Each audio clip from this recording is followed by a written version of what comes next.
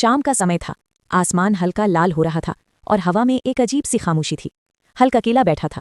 उसके चेहरे पर वो मुस्कान नहीं थी जो कभी उसकी पहचान हुआ करती थी। उसकी जिंदगी में सब कुछ था, बस सुकून नहीं। कभी वो बहुत खुश रहता था क्योंकि उसकी जिंदगी में वो थी, उसकी गर्लफ्रेंड, जिसे हल्क ने सिर्फ प्यार ही नहीं अपनी पूरी दुनिया मान लिया था। हर सुबह उसके मैसेज से शुरू होती थी और हर रात उसकी आवाज़ सुनकर खत्म। लेकिन धीरे धीरे सब बदलने लगा। वो पहले जैसी नहीं रही। मैसेज देर से आने लगे, कॉल्स इग्नोर होने लगी और बातों में वो अपनापन कम होने लगा।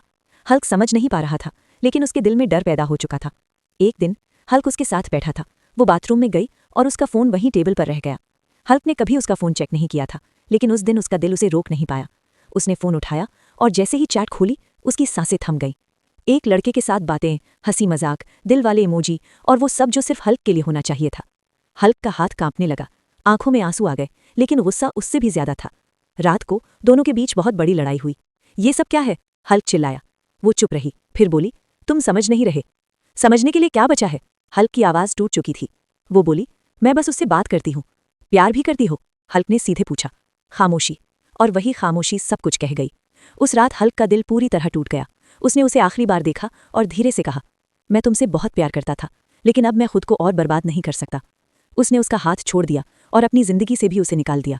वो रात हल्क के लिए सबसे लंबी रात थी। आंसू रुक ही नहीं रहे थे, लेकिन उसने एक फैसला कर लिया था, अब वो किसी के लिए नहीं टूटेगा। कुछ महीनों बाद हल्क अब पहले जैसा नहीं रहा। उसने अपने दर्द को अपनी ताकत बना लिया। आज भी उसके दिल में दर्द है, लेकिन अब वो उसके साथ जीना सीख गया है। कभी कभी वो उसका नाम जरूर लेता है, लेकिन अब आंखों में आंसू नहीं आते, क्योंकि अब वो समझ चुका है, सच्चा प्यार कभी धोखा नहीं देता, और जो धोखा दे वो प्यार नहीं होता।